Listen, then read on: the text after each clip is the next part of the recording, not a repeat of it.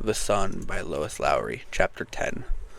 Apparently, the ceremony of 12 had concluded with a surprise. When the hatchery workers returned at the end of the second day, they were murmuring about it. The second day of the ceremony was always a long day. New 12s were called to the stage individually in their attributes described. It was the first time that the youngsters were singled out and attention paid to the accomplishments of their childhood.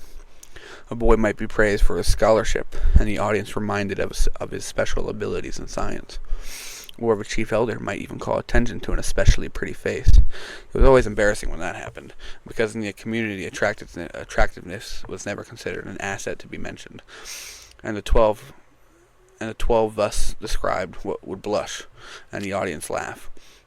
The community was always attentive and supportive. Each adult had been through this experience and knew how important it was, but going one by one did make for a long time on the second day.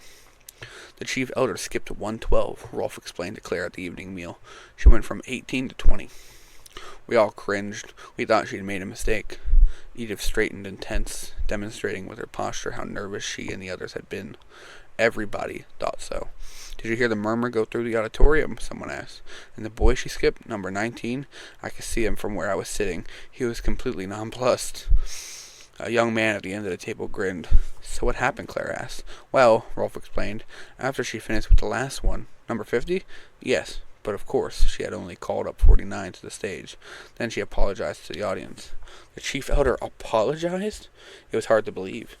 Rolf nodded. She laughed a little.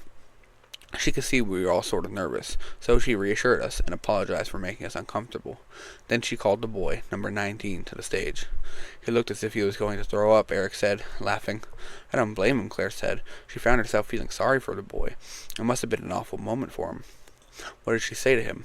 That he hadn't been assigned, which we all knew, of course. But then, this was a surprise. She said he'd been selected. Selected for what? Claire had never heard of such a thing before. Rolf raised an eyebrow and shrugged. I don't know. Didn't she say? Yes, but I didn't understand what she was talking about. Did any of you? He looked around at his co-workers at the table. Not really, Edith said. It was important, though. It had to do with the giver and the receiver. Whoever they are, someone murmured. Yes, it sounded really important, Eric agreed. Do you think the boy understood? They all shook their heads. He looked completely confused, Edith said. I felt sorry for him. The cleanup buzzer sounded. They began to gather their plates and forks. Who was he? Claire asked. She was still fascinated by the idea of the selected boy. Never heard of him before, but we all know his name now, don't we? Eric said with a laugh. What do you mean?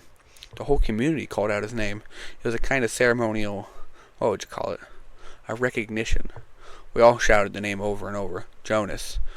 Rolf, Edith, and some other workers joined in. Jonas, Jonas. People at all the other tables looked up. Some seemed amused, others a little worried. Then they too called the name. Jonas, Jonas. The final buzzer sounded and they fell quiet. People looked around at each other in the sudden silence. Then they stood to leave the room. Dinner had ended.